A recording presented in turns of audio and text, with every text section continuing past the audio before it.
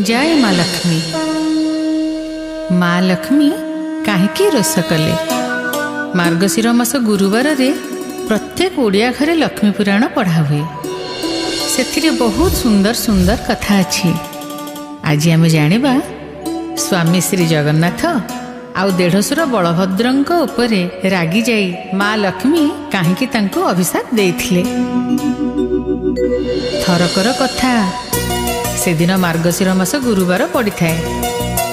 माँ लक्ष्मी को इच्छा है नगर भ्रमण करने को। भोरु माँ मंदिर बाहरी गले भ्रमण करने।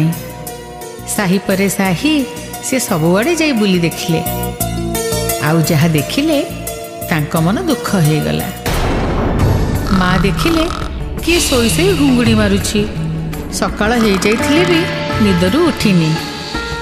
पुणी आउ काहाकू देखिले स्त्री लोकटे केश मुकुला करी सोईछि, लुगापटा असंजत। पुणी आउ कहा घर आगरे मैला पड़िछि, झाड़ू दिया हेइनी। एसबू देखी माँ लक्ष्मी को मन उदास हो गला। ये लोक माने तो खूब विशृंखलित हो गले।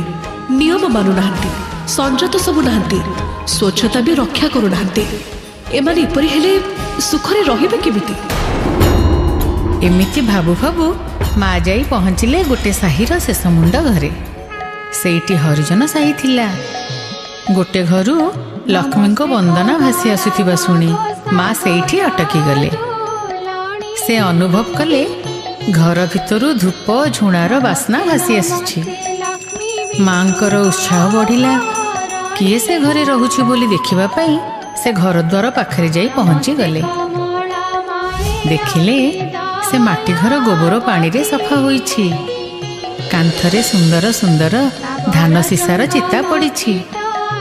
आउ घर भितर आड़क लक्ष्मी पाद चिता अंका होईछि। पद्म फूल आउ लक्ष्मी पाद चिता नहीं माँ लक्ष्मींकर श्रद्धा हैला। से सेई चिता को अनुसरण करी घर भितर को पशिगले। माँ देखिले महिला जने खूब श्रद्धारे पूजा करुछि।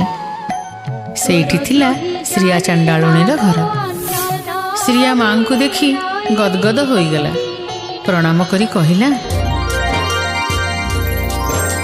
मोर आज महाभाग्य।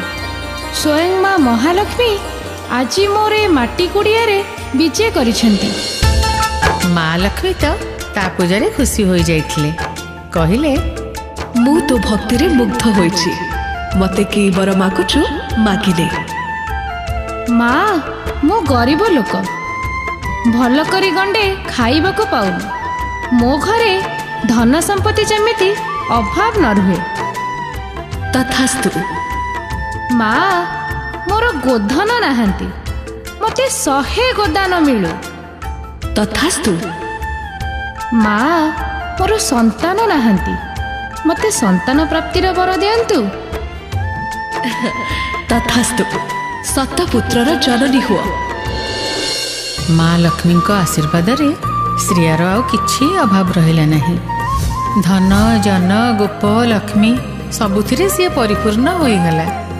एपटे कौन हेइछि ना सकाळु सकाळु खबर प्रचारित हो गला। महालक्ष्मी मंदिर रे नाहंती। खोज खबर नबारु जना पड़िला सी हरिजन बस्ती बुलिबाकू जाइछंती। एक कथा जानी बड़ भाई बलभद्र खूब रागी गले। से जगन्नाथ को डाकी कहिले, जगा ए सब कौन चली? तो स्त्री जाई सामान्य हरिजन बस्ती रे बुलुची। मु तो किछि जानिनी भाई, से मते किछि कहि नाहंती। न जानिचु नाही एबे जाने। अछबकु छुई लक्ष्मीकर जाति चली जाईची। श्रीमंदिर रे तांकर आउ स्थान नाही।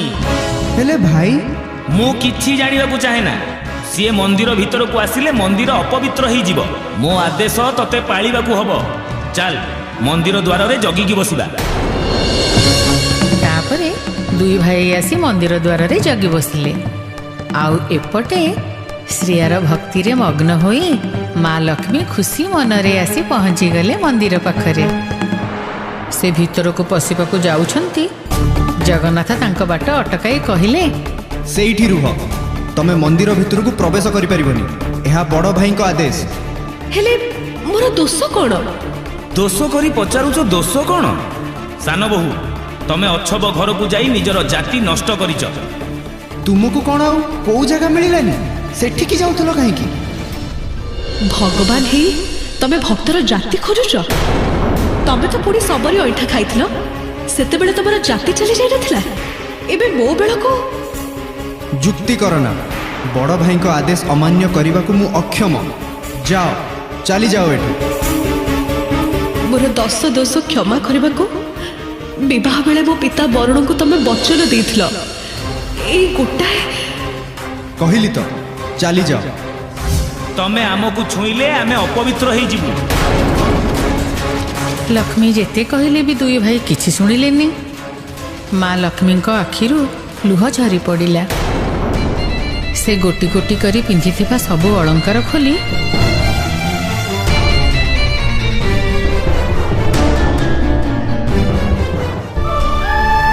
ଜଗନ୍ନାଥଙ୍କୁ ଫେରେଇ ଦେଲେ। ଆଉ କହିଲେ, ନିଅ, ତମେ ସବୁ ରଖ, ନହେଲେ ପରେ କହିବ ଲକ୍ଷ୍ମୀ ମୋ ଘରର ଅଳଙ୍କାର ଚୋରେଇ ନେଇଛି, ତାକୁ ବିକି ଭାଙ୍ଗି ଚଳୁଛି। ହେଲେ ଗୋଟେ କଥା ମନେ ରଖ, ଆଜି ତମେ ମାନେ ଶ୍ରୀମନ୍ଦିରରୁ ବାହାର କରିଦେଇ ଲକ୍ଷ୍ମୀ ଛଡ଼ା ହେଇଗଲ। ସ୍ୱାମୀ ବୋଲି ଅହଙ୍କାରରେ ମତେ ବାହାର କରିଦେଇଛ, କିନ୍ତୁ ତୁମର ଏ ପୁରୁଷ ଅହଙ୍କାର ରହିବନି। ନାରୀ ଏବଂ ପୁରୁଷ ମିଶିଲେ ଏ ସୃଷ୍ଟି ସୁନ୍ଦର ହୋଇଛି। ଆଜି ଅପବାଦ ଦେଇ ଯେଉଁ ଲକ୍ଷ୍ମୀକୁ ଘରୁ ବାହାର କରିଦେଉଛ, ସେଇ ଲକ୍ଷ୍ମୀ ବିନା ତମକୁ ଅନ୍ନ ବସ୍ତ୍ର ବି ମିଳିବନି। ଏହା କହି ଭୀଷଣ ରୋଷ କରି ମା ଲକ୍ଷ୍ମୀ ସେଠୁ ଫେରି ଆସିଲେ। ଜଗନ୍ନାଥ ଓ ବଳଭଦ୍ର ମନ୍ଦିର ଭିତରକୁ ଗଲେ। ହେଲେ ମା ଲକ୍ଷ୍ମୀ ଏବେ ଯିବେ କୁଆଡ଼େ? ରହିବେ କୋଉଠି? କରିବେ କ'ଣ? ଓ ଦୁଃଖରେ ଆସି ପହଞ୍ଚିଗଲେ ସମୁଦ୍ର କୂଳରେ। ସଙ୍ଗେ ସଙ୍ଗେ ସେ ବିଶ୍ୱକର୍ମାଙ୍କୁ ସ୍ମରଣ କଲେ। ଆସି ପହଞ୍ଚିଗଲେ ବିଶ୍ୱକର୍ମା। ପ୍ରଣାମ ମାତା, ଆଦେଶ କରନ୍ତୁ। ମତେ ମୋ ସ୍ୱାମୀ ଏବଂ ଦେଢ଼ଶୁର ମନ୍ଦିରରୁ ବାହାର କରିଦେଇଛନ୍ତି। ରହିବାକୁ ମୋର ଘର ନାହିଁ। ମୋ ପାଇଁ ଏକ ଛୋଟ କୁଡ଼ିଆ ତିଆରି କରିଦିଅ। ଏ କ'ଣ କହୁଛନ୍ତି ମା? ଜଗତର ମାତା ଆପଣ, ଛୋଟ କୁଡ଼ିଆରେ ରହିବେ? ସଙ୍ଗେ ସଙ୍ଗେ ମୁଁ ଆପଣଙ୍କ ପାଇଁ ପ୍ରାସାଦ ନିର୍ମାଣ କରିଦେଉଛି। ମୁହୂର୍ତ୍ତକ ଭିତରେ ବିଶ୍ୱକର୍ମା ସୁନ୍ଦର ପ୍ରାସାଦ ନିର୍ମାଣ କରିଦେଲେ। ସୁନାର କାନ୍ଥ, ବିଭିନ୍ନ ରତ୍ନ ଖଞ୍ଜିତ ଖମ୍ବ ଦେଖିଲେ ଆଖି ତାଟକା ହେଇଯିବ। ମା ଲକ୍ଷ୍ମୀ ଏଭଳି ସୁନ୍ଦର ପ୍ରାସାଦଟିଏ ନିର୍ମାଣ କରିଦେଇଥିବାରୁ ବିଶ୍ୱକର୍ମାଙ୍କୁ ଧନ୍ୟବାଦ ଦେଲେ। ବିଶ୍ୱକର୍ମା ମାଙ୍କୁ ପ୍ରଣାମ କରି ସ୍ୱର୍ଗକୁ ଫେରିଗଲେ। ତାପରେ ମା ଲକ୍ଷ୍ମୀ କ'ଣ କଲେ ନା, ଅଷ୍ଟବେତାଳକୁ ସ୍ମରଣ କଲେ। ସ୍ମରଣ ମାତ୍ରକେ ଆସି ପହଞ୍ଚିଗଲେ 8 ଜଣ ବେତାଳ। ମା ଆଦେଶ ଦେଲେ, ବେତାଳଗଣ, ଯଥାଶୀଘ୍ର ଯାଇ ଶ୍ରୀମନ୍ଦିରର ରୋଷ ଘର ନଷ୍ଟ ଭ୍ରଷ୍ଟ କରିଦିଅ। ଆଉ ଭଣ୍ଡାର ଘରେ ଯାହା ଅଛି ସବୁ ବୁହାଇ ଆଣ। ମା, ଆପଣଙ୍କ ଆଦେଶ ଶିରଧାର୍ଯ୍ୟ। ହେଲେ ଆମକୁ ଭୟ ଲାଗୁଛି ମା। ମହାପ୍ରଭୁ ଆମକୁ ଦେଖିଲେ ଆମର ପ୍ରାଣ ରହିବଟି? ଏକଥା ଶୁଣି ମା ଲକ୍ଷ୍ମୀ ଚିନ୍ତା କଲେ, ସତ କଥା। ତେଣୁ ସେ ସଙ୍ଗେ ସଙ୍ଗେ ନିଦ୍ରା ଦେବୀଙ୍କୁ ସ୍ମରଣ କଲେ। ଆସି ପହଞ୍ଚିଗଲେ ନିଦ୍ରା ଦେବୀ। ମା ତାଙ୍କୁ ଆଦେଶ ଦେଲେ, ହେ ନିଦ୍ରା ଦେବୀ, ତୁମେ ମୋର ଆଦେଶ ସଙ୍ଗେ ସଙ୍ଗେ ପାଳନ କର। ଏଇ ମୁହୂର୍ତ୍ତରେ ଶ୍ରୀମନ୍ଦିର ଯାଇ ପ୍ରଭୁ ଜଗନ୍ନାଥ ଓ ବଳଭଦ୍ର ଏବଂ ସେଠାରେ ଥିବା ସମସ୍ତ ସେବକଙ୍କ ଆଖିରେ ବାସ କର। କାଲି ପ୍ରଭାତ ଯାଏ ଯେପରି କାହାରି ନିଦ୍ରା ନ ଭାଙ୍ଗେ। ଯଥା ଆଜ୍ଞା ମା। ନିଦ୍ରା ଦେବୀ ଯାଇ ପହଞ୍ଚିଗଲେ ମନ୍ଦିରରେ।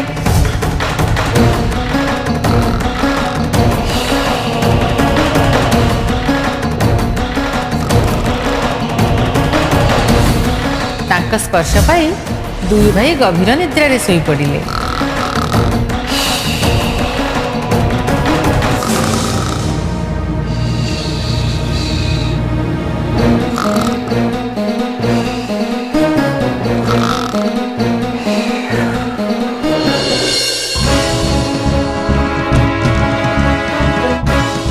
ତାପରେ ଗଲେ ବେତାଳମାନେ। ଅଷ୍ଟବେତାଳ ପ୍ରଥମେ ରୋଷେଇ ଘରେ ପହଞ୍ଚି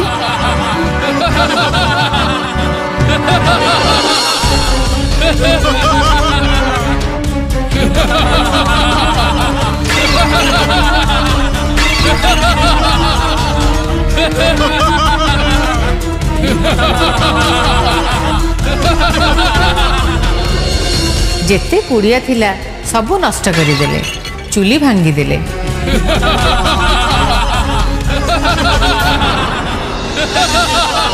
ବହୁତ ମଜା ଲାଗୁଛି।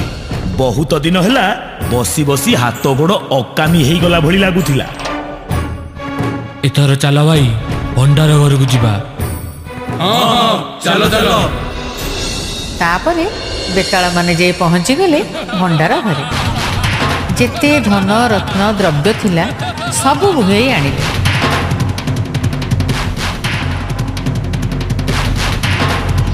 ପହଞ୍ଚିଲେ ମା ଲକ୍ଷ୍ମୀଙ୍କ ପାଖରେ। ମା ଲକ୍ଷ୍ମୀ ବେତାଳଙ୍କ କାର୍ଯ୍ୟ ଦେଖି ଖୁସି ହୋଇଗଲେ, ହେଲେ ଦେଖିଲେ ଗୋଟିଏ ଜିନିଷ ସେମାନେ ଆଣିନାହାନ୍ତି। ଅଷ୍ଟବେତାଳ, ଗୋଟିଏ ଜିନିଷ ତମେ ମାନେ ଛାଡ଼ି ଆସିଲ ଯେ? କଣ ମା? ରତ୍ନ ପଲଙ୍କ। କିନ୍ତୁ ମା, ପ୍ରଭୁମାନେ ସେଥିରେ ପହୁଡ଼ ଯାଇଛନ୍ତି। ମୁଁ କିଛି ଜାଣିନି। ଯଥାଶୀଘ୍ର ଯାଇ ସେ ରତ୍ନ ପଲଙ୍କ ନେଇ ଆସ। ଆଜ୍ଞା ମା। ସଙ୍ଗେ ସଙ୍ଗେ ବେତାଳମାନେ ପୁଣି ଧାଇଁଲେ ଶ୍ରୀମନ୍ଦିରକୁ। ଦେଖିଲେ ଜଗନ୍ନାଥ ଓ ବଳଭଦ୍ର ରତ୍ନ ପଲଙ୍କରେ ଗଭୀର ନିଦ୍ରାରେ ଶୋଇଛନ୍ତି। ବେତାଳମାନେ ଗୋଟେ ସାଧାରଣ ଖଟିଆରେ ଦୁହିଁଙ୍କୁ ଶୁଆଇଦେଲେ। ତାପରେ ସେ ରତ୍ନ ପଲଙ୍କ ଆଉ ପ୍ରଭୁଙ୍କ ଦେହରେ ଯାହା ଅଳଙ୍କାର ଥିଲା ସବୁ ଖୋଲି ଆଣି କ୍ଷଣକରେ ଆସି ପହଞ୍ଚିଲେ ମାଙ୍କ ପାଖରେ। ମା ଦେଖି ମନେ ମନେ ହସିଲେ। ଯାଅ ଅଷ୍ଟବେତାଳ, ତୁମର କାର୍ଯ୍ୟ ସରିଯାଇଛି। ଅଷ୍ଟବେତାଳ ଖୁସି ହେଇ ମାଙ୍କୁ ପ୍ରଣାମ ଜଣାଇ ସେଠାରୁ ଚାଲିଗଲେ। ରାତି ପାହି ସକାଳ ହେଲା। ଦିନ ଘଡ଼ିକରେ ନିଦ ଭାଙ୍ଗିଲା ଜଗନ୍ନାଥ ଓ ବଳଭଦ୍ରଙ୍କର। ଦୁହେଁ ଦେଖିଲେ ସକାଳ ହେଇଗଲାଣି। ତଳକୁ ଚାହିଁଲା ବେଳକୁ ସେମାନେ ଖଟିଆରେ ଶୋଇଛନ୍ତି। ଆରେ ଜଗା, ଇଏ କଣ? ଆମ ରତ୍ନ ପଲଙ୍କ କୁଆଡ଼େ ଗଲା? ଆଉ ଆମ ଦେହରେ ଅଙ୍ଗଭୂଷଣ ବି କିଛି ନାହିଁ। କାଲି ରାତିରେ କୋଉ ଚୋର ପଶିଥିଲା କି? ମୁଁ ତ କିଛି ଜାଣିନି ଭାଇ। ଏମିତି ନିଦ ଯେ ଥରେ ବି ରାତିରେ ନିଦ ଭାଙ୍ଗିନି। ଦୁଇ ଭାଇ ଦେଖିଲେ ମନ୍ଦିର ପୁରା ସୁନସାନ ଲାଗୁଛି। କାଉ କୋଇଲିର ଶବ୍ଦ ନାହିଁ, ମଣିଷଙ୍କ କଥା ତ ଦୂର। ଆରେ ଜଗା, ଖୁଣ୍ଟିଆ ଡାକ ବି ଶୁଭୁନି। ପହୁଡ଼ ଭାଙ୍ଗିବା ବେଳ ଗଲାଣି। ମଙ୍ଗଳ ଆଳତି, ମଇଲମ, ଅବକାଶ କେବେ ହବ? ଭାଇ ଚାଲ ବାହାରକୁ ଯିବା, ଦେଖିବା ପ୍ରକୃତରେ କ'ଣ ହେଇଛି। ଦୁଇ ଭାଇ ମନ୍ଦିର ବାହାରକୁ ଆସି ଦେଖନ୍ତି କେହି କୁଆଡ଼େ ନାହାନ୍ତି।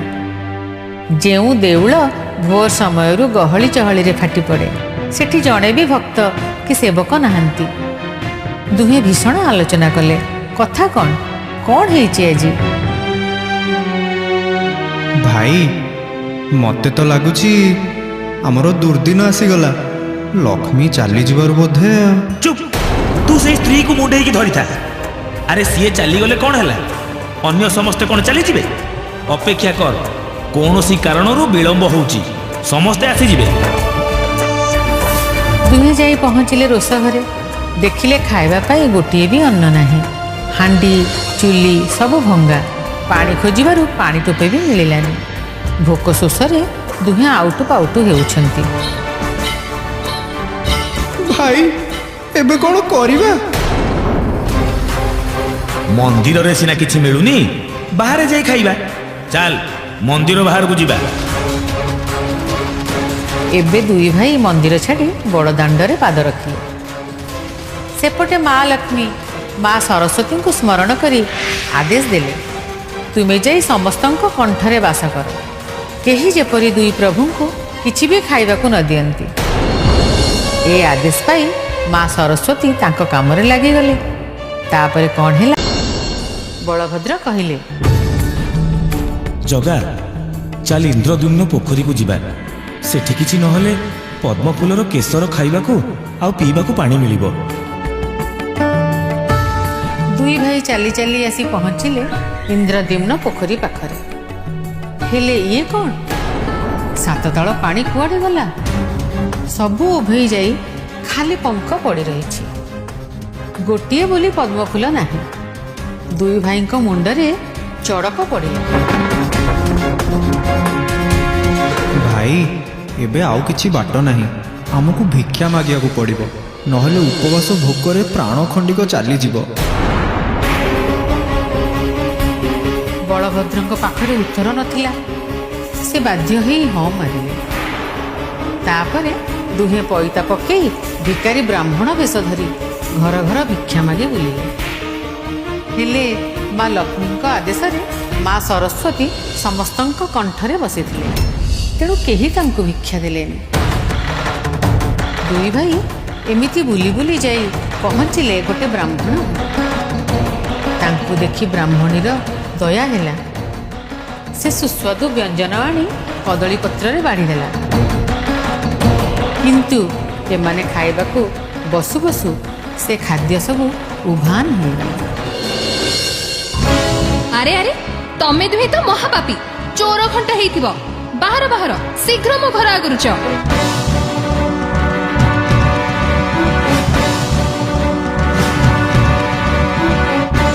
ବିଚରା ଦୁଇ ଭାଇ ସେଠୁ ଡରି ଚାଲି ଆସିଲେ। ବାଟରେ ଚାଲିଛନ୍ତି, ପ୍ରଚଣ୍ଡ ଭୋକ ସାଙ୍ଗକୁ ଶୋଷରେ ତଣ୍ଟି ଶୁଖିଗଲାଣି। ବାଟରେ ଯାଉ ଯାଉ ସେମାନେ ଜଣେ ଲୋକକୁ ଭେଟିଲେ। ଆରେ ଭାଇ, କୁଆଡ଼େ ଯାଉଛ? ଭଲ ଘରର ପିଲା ଭଳି ଜଣା ପଡ଼ୁଛ, ହେଲେ ତମ ମୁହଁ ଏମିତି ଶୁଖିଯାଇଛି କାହିଁକି? ସେ କଥା ପଚାର ନା। ତୁମେ ଆମକୁ କିଛି ଖାଇବାକୁ ଦେଇପାରିବ କି? ହଁ, ଭୋକରେ ହଂସା ଉଡ଼ି ଯାଉଛି। ଏଇ ବାଟରେ ବୋଧେ ପଡ଼ି ଶେଷ ନିଶ୍ୱାସ ଛାଡ଼ିବ। ହଉ ହଉ, ବ୍ୟସ୍ତ ହୁଅ ନା। ମୋ କୋଥଳିରେ କିଛି ଖଇ ଅଛି, ସେତିକି ମୁଁ ଦେଇପାରିବି। ମା ଲକ୍ଷ୍ମୀ ତ ଦୂରରେ ଥାଇ ବି ସବୁ ଦେଖି ଜାଣିପାରୁଥିଲେ। ସେ ସଙ୍ଗେ ସଙ୍ଗେ ପବନ ଦେବତାଙ୍କୁ ଆଦେଶ ଦେଲେ। ଲୋକଟି ବଳଭଦ୍ର ଜଗନ୍ନାଥଙ୍କ ଅଣ୍ଟିରେ ଖଇ ଦେବାକୁ ଗଲାବେଳେ ପବନ ଆସି ସବୁ ଉଡ଼େଇ ନେଲା। ଆରେ ଆରେ, ଏ ଦୁହେଁ ତ ଲକ୍ଷ୍ମୀ ଛଡ଼ା ପାପି। ୟାଙ୍କୁ ଖାଇବାକୁ ଦେଇ ମୁଁ ତ ମହାପାପ କରିବାକୁ ଯାଉଥିଲି। ଯାଅ ଯାଅ, ତମେ ଦୁହେଁ ଲକ୍ଷ୍ମୀ ଛଡ଼ା ଜାଣିଗଲି। ତମକୁ କିଛି ମିଳିବନି। ତମ ପାଇଁ ମୁଁ ଭିକ୍ଷାରେ ଆଣିଥିବା ଖଇ ମୁଠାକୁ ବି ନଷ୍ଟ ହେଇଗଲା। ଏସବୁ ଦେଖି ଖାଇବାକୁ ନ ପାଇ ଦୁଇ ଭାଇଙ୍କ ଦୁଃଖ ଆହୁରି ବଢ଼ିଗଲା। ସେମାନେ ଚାଲି ଚାଲି ଯାଇ ପହଞ୍ଚିଲେ ସମୁଦ୍ର କୂଳରେ। ଭୋକ ଶେଷରେ ପାଦ ଆଉ ଉଠୁନି, ମୁଣ୍ଡ ଝାଇଁ ଝାଇଁ ହେଲାଣି। ଦେଖିଲେ ସମୁଦ୍ର କୂଳରେ ଏକ ସୁନ୍ଦର ଉଆସ ଅଛି। ଭାଇ, ଦେଖ ଦେଖ, କେଡ଼େ ସୁନ୍ଦର ଉଆସ। ସେଇଠିକି ଯାଇ କିଛି ଖାଇବାକୁ ମାଗିବା, ନିଶ୍ଚୟ କିଛି ମିଳିବ।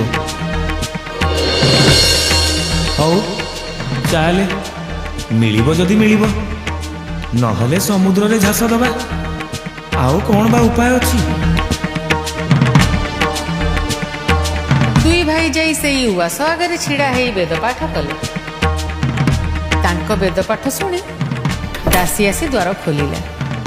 ଦାସୀଙ୍କୁ ଦେଖି ଦୁଇ ଭାଇ କହିଲେ, ଆମକୁ କିଛି ଭୋଜନ ମିଳିବ? ଅନେକ ଦିନ ହେଲା ଆମେ କିଛି ଖାଇନୁ, ପାଣି ବି ଟିକେ ପିଇନୁ। ବ୍ରାହ୍ମଣକୁ ଭୋଜନ ଦେଲେ ତମର ଧର୍ମ ହେବ। ହଉ, ତମେ ଏଇଠି ଥାଅ, ମୁଁ ଯାଇ ସାନ୍ତାଣୀଙ୍କୁ ପଚାରି ଆସେ। ତାପରେ ଦାସୀ ଭିତରକୁ ଚାଲିଗଲା। ସେ ଉଆସଟି ଥିଲା ମା ଲକ୍ଷ୍ମୀଙ୍କର। ଦାସୀ ଯାଇ ମା ଲକ୍ଷ୍ମୀଙ୍କୁ ସବୁ କଥା କହିଲା। ମା ଲକ୍ଷ୍ମୀ ତ ସବୁ ଜାଣିଥାନ୍ତି। ସେ ଦାସୀକୁ କହିଲେ, ତୁ କହୁଛୁ ସେ ଦୁଇ ଭାଇ ବ୍ରାହ୍ମଣ ବୋଲି? ତାଙ୍କୁ ଯାଇ ପଚାର, ଚଣ୍ଡାଳୁଣୀ ହାତରନ୍ଧା ସେମାନେ ଖାଇବେ ତ? ଦାସୀ ଆସି ସେଇ କଥା କହିଲା ଦୁଇ ବ୍ରାହ୍ମଣ। ବ୍ରାହ୍ମଣ ଗୋସେଇଁ, ଏ ଉଆସର ମାଲିକାଣୀ ଜଣେ ଚଣ୍ଡାଳୁଣୀ। ଆପଣ କ'ଣ ତାଙ୍କ ହାତରନ୍ଧା ଖାଦ୍ୟ ଖାଇପାରିବେ? ଆରେ, ତାଙ୍କ ହାତ ରନ୍ଧା ଖାଇବାକୁ କିଏ କହୁଛି? ତମେ ଆମକୁ ହାଣ୍ଡି କୁଣ୍ଡେଇ ଆଣିଦିଅ, ଆମେ ନିଜେ ରୋଷେଇ କରି ଖାଇବୁ। ସେଇଆ ହେଲା। ଦୁଇ ଭାଇ ଏବେ ନିଜେ ରୋଷେଇ କରିବାକୁ ବାହାରି ପଡ଼ିଲେ। ଏତିକି ବେଳେ ମା ଲକ୍ଷ୍ମୀ ଅଗ୍ନି ଦେବତାଙ୍କୁ ଆଦେଶ ଦେଲେ ନ ଜଳିବା ପାଇଁ। ଦୁଇ ଭାଇ ଯେତେ ଚେଷ୍ଟା କଲେ ନିଆଁ ଜଳିଲା ନାହିଁ। ଚୁଲି ଫୁଙ୍କି ଫୁଙ୍କି ଦୁଇ ଭାଇଙ୍କ ଦେହ ମୁହଁ ଧୂଆଁରେ କଳା ପଡ଼ିଗଲା। କ'ଣ କରିବେ? ଚୁଲି ତ ଜଳୁନି, ରୋଷେଇ କରିବେ କେମିତି? ଖାଇବେ କ'ଣ? ଭାଇ ମତେ ଲାଗୁଛି ଆମେ ଏଇଠି ମରିଯିବା। ହଁ ମତେ ତ ସେମିତି ଲାଗୁଛି। ତେଣୁ ମୁଁ କ'ଣ ଭାବୁଛି କି ଭାଇ, ଅନ୍ନ ବିହୁନେ ହଂସ ହାନି, ଯୋଗ ସାଧିବା କାହା ଘେନି, ମାନେ ଜାତି ପଛେ ଯାଉ ପ୍ରାଣଟା ରହିଯାଉ। ଭୋକ ଏତେ ଅସହ୍ୟ ହେଲାଣି ଯେ ବଳଭଦ୍ର ଆଉ ମନା କରିପାରିଲେନି। ସେମାନେ ଦାସୀକୁ କହିଲେ, ତୁ ଯା, ତୋ ସାନ୍ତାଣୀ ଯାହା ରାନ୍ଧିଦେବେ ଆମେ ଖାଇବୁ। ଦରଜା ଆଢ଼ୁଆଳରେ ଥାଇ ମା ଲକ୍ଷ୍ମୀ ଏସବୁ ଦେଖୁଥିଲେ। ପ୍ରଭୁ ତାଙ୍କ ହାତରନ୍ଧା ଖାଇବେ ଶୁଣି ଖୁସିରେ ଆତ୍ମହରା ହୋଇଗଲେ। ନିଜ ହାତରେ ନାନାଦି ବ୍ୟଞ୍ଜନ ପ୍ରସ୍ତୁତ କଲେ। ତାପରେ ଦାସୀ ହାତରେ ଦୁଇ ବ୍ରାହ୍ମଣଙ୍କୁ ଖାଇବାକୁ ଡକେଇ ପକେଇଲେ। ସୁନ୍ଦର ଭାବେ ବ୍ୟଞ୍ଜନ ବଢ଼ା ହୋଇଛି, ଆଉ ବିଳମ୍ବ ନ କରି ଖାଇବା ଆରମ୍ଭ କରିଦେଲେ ଦୁହେଁ। ଜଗା, ଇଏ ତ ଚିହ୍ନା ରୋଷେଇ ଭଳି ଲାଗୁଛି। ହଁ, ଲକ୍ଷ୍ମୀଙ୍କ ହାତରନ୍ଧା ଭଳି ଲାଗୁଛି। ବୁଝିଲି, ଲକ୍ଷ୍ମୀ ଛଡ଼ା ହବା ପରେ ଆମକୁ ଅନ୍ନ ଜଳ ମିଳିଲାନି, ଆଉ ଆଜି ସେଇ ଲକ୍ଷ୍ମୀଙ୍କ ଦୁଆରକୁ ଆସିବାରୁ ଭୁରି ଭୋଜନ ମିଳିଲା।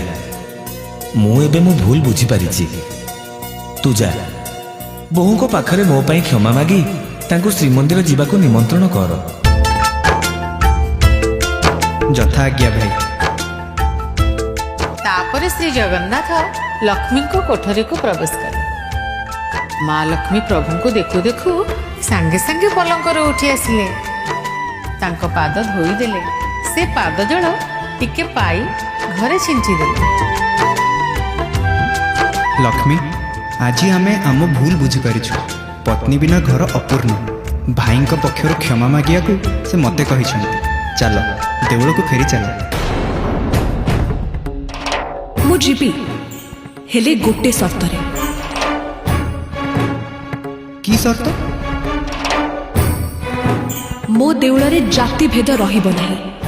ଆଚାଣ୍ଡଳ ବ୍ରାହ୍ମଣ ସମସ୍ତେ ଏକତ୍ର ମହାପ୍ରସାଦ ଭୋଜନ କରିପାରିବେ। ତାହେଲେ ଯାଇ ମୁଁ ତମ ସାଥିରେ ଯିବି। ତଥାସ୍ତୁ। ଆଜିଠାରୁ ତୁମରି ଇଚ୍ଛା ଅନୁସାରେ ମହାପ୍ରସାଦ କେବେ ଅଇଁଠା ହେବ ନାହିଁ।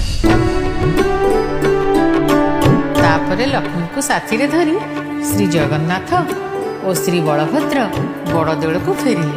ଦେଉଳ ପୁଣି ଆଗ ପରି ଗହଳି ଚହଳିରେ ପୁରୀ। ଜୟ ମା ଲକ୍ଷ୍ମୀ।